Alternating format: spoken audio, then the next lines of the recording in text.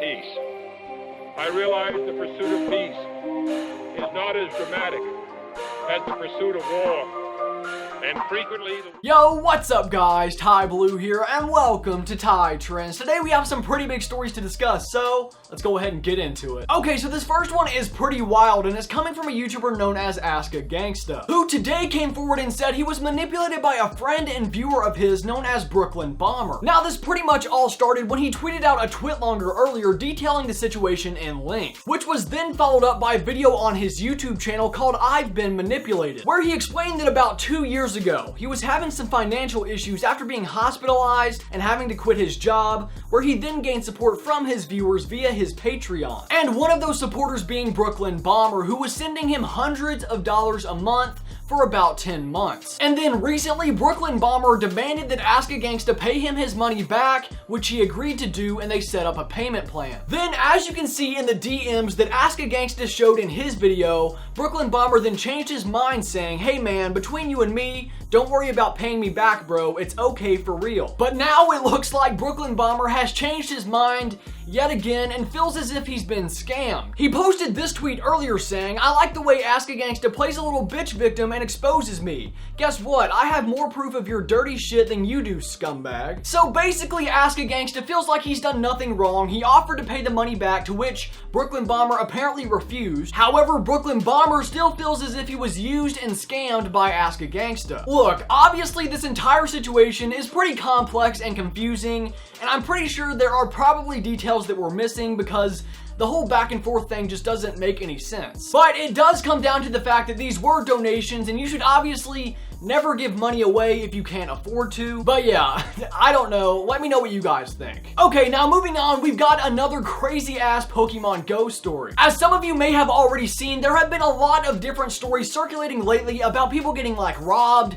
and stabbed and all sorts of shit like that while playing Pokemon Go, which are a little questionable. Some people think they are fake, but I'm pretty sure this one is real, and it's coming from My Nintendo News, who released this article saying that 2 teens in Florida were shot at while parked in front of some guy's house at night playing the game. Apparently, the guy heard a loud noise outside, grabbed his gun, and stepped in front of the car, and as the teenagers accelerated towards him, he fired multiple shots into the car, which is absolutely fucking crazy, dude. Look, if you plan on playing Pokemon Go at night, please be careful. At least take somebody with you. It gets crazier and crazier every fucking day. Alright, now this next one is coming from YouTubers Baby Ariel and Zach Clayton, who both have pretty big channels and have been dating for a while now. But now it looks like the two of them have decided to split up, with the same thing being posted on both of their Instagram accounts, pretty much saying that due to distance and schedules, they couldn't stay together anymore, but are still on good terms. Now, obviously, fans of these two are pretty disappointed about the breakup, but at least they were able to end it on good terms, and it looks like they will still be friends. Okay, now next up, I've got an update on the Rice Gum controversy that I covered in yesterday's video. As you all know, Rice Gum has been receiving some backlash after a live stream of him laughing at a rape victim from a while back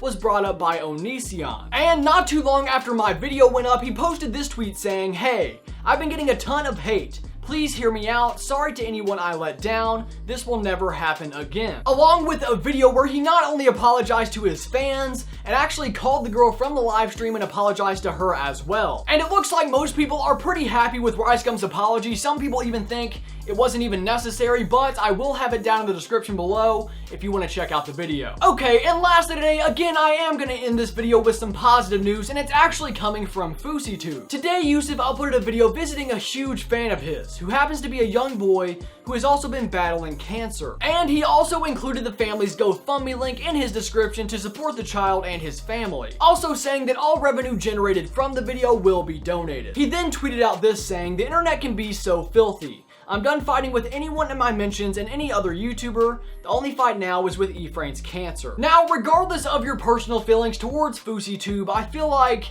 it's important to at least set those feelings aside for a cause like this. That being said, if you do have the means to help out this child and his family, I will have their GoFundMe link down in the description below. Alright guys, all videos and sources will be listed in the description, and with that being said, that's all I've got for today. And of course, as always, thanks for stopping by, and until next time guys, stay trendy.